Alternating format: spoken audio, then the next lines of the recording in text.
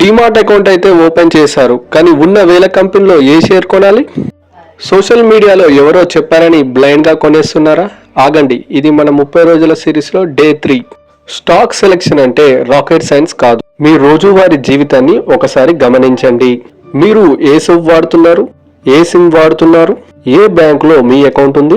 మీరు నమ్మి ఎలాంటి ఆలోచన లేకుండా ప్రతిరోజు వాడే ప్రొడక్ట్స్ సాధారణంగా బలమైన, నమ్మదగిన మంచి కంపెనీలు అవుతాయి. షేర్ కొనే ముందు మూడు విషయాలు తప్పకుండా చూడాలి.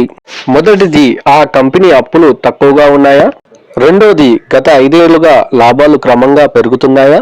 మూడోది, ఇంకా 10 సంవత్సరాలైనా ఆ ప్రోడక్ట్ కి డిమాండ్ ఉంటుందా? ఈ 3 పాయింట్స్ ఉన్న షేర్ రిస్క్ తక్కువగా ఉంటుంది. మంచి కంపెనీ ఎలా సెలెక్ట్ చేయాలో తెలుసుకుందాం, కానీ ఏ టైంలో కొనాలి అనేది రేపటి డే 4 లో చూద్దాం. ఈ సిరీస్ ఉపయోగపడితే సబ్స్క్రైబ్ చేసుకోండి.